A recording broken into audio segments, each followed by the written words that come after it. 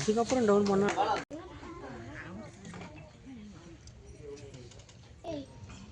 நம்ம சினிமாவில் இருந்தாலும் நம்ம கவலைப்பட வேண்டிய விஷயம் ஒன்று, ஜனநாயகம். யாரும் வந்து கவலைப்படமா தெரியல. அதை பற்றி சென்சார் பிரச்சனையில் ஒரு படம் சென்சார் பிரச்சனை இத்தனை நாள் இழுத்தடிக்குங்கிறது கேள்விக்குறியா இருக்கு. ஏன் இது சென்சார் காரணமா, சில மத்திய அரசு காரணமா, பிஜேபி காரணமா? இதெல்லாம் விடுங்க சார். ஒரு படம் சார், சென்சார் ஒரு படைப்புங்கிறது சென்சார் வன்முறைனா வன்முறை குறைப்பாங்க, ஆபாசம் அதிகம் ஆபாசத்தை குறைப்பாங்க, இல்லை கூடுதலாக இருந்தால் ஏசி விட்டு கொடுத்துருவாங்க, ரிலீஸ் பண்ணிக்கோ, ஆனால் ஏசி விட்டு தான் வாங்க. இவ்வளோதானே சார் மேட்ரு, இவ்வளோதானே மேட்ரு.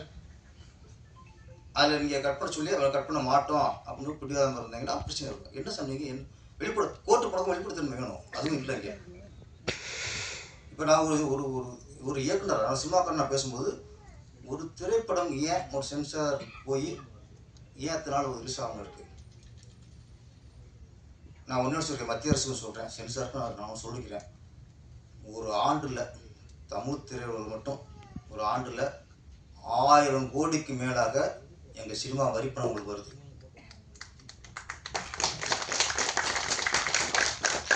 டிக்கெட்டில் முடிச்சுறாங்க, டிக்கெட்டில் மட்டுமே உங்களுக்கு 1000 கோடிக்கு மேலே வருது. அதுபோக நடிகர்கள் இங்கே 200 கோடி வாங்குறாங்க, 250 கோடி வாங்குறாங்க, 100 கோடி வாங்குறாங்க, 50 கோடி வாங்குறாங்க. இவங்க கட்ட டேக்ஸ் இருக்குல்ல, 200 கோடிக்குனா கண்டிப்பாக அவங்க 20 கோடியாவது கட்டிடுவாங்க. இவங்க கட்ட நடிகைகள் டைரக்டர்கள் இவங்க கட்ட டேக்ஸும் 1000 கோடிக்கு மேலே உங்களுக்கு வருது, கூட வரும் சார். அப்போது எங்கள் திரையுலகை பொறுத்த வரைக்கும் வருஷத்தில் உங்களுக்கு ஆயிரக்கணக்கான கோடி வரி பணம் சென்ட்ரல் கொண்டு வருது.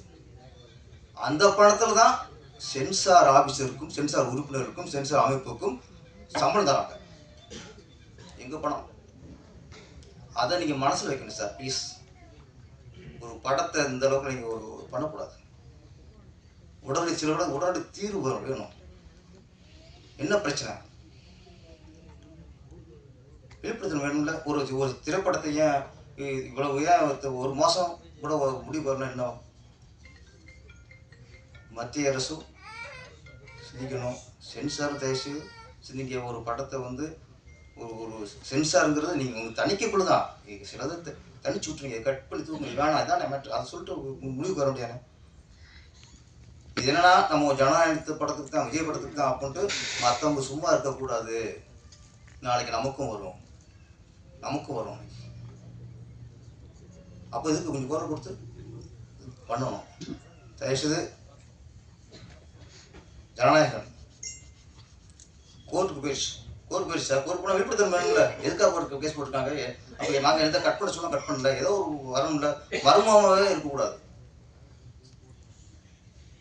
ஜனநாயகம் விரைவில் தணிக்கை செய்து படம் வெளிவர வேண்டும். அதுக்கு நாங்களும் காத்திருக்கோம். நன்றி, வணக்கம்.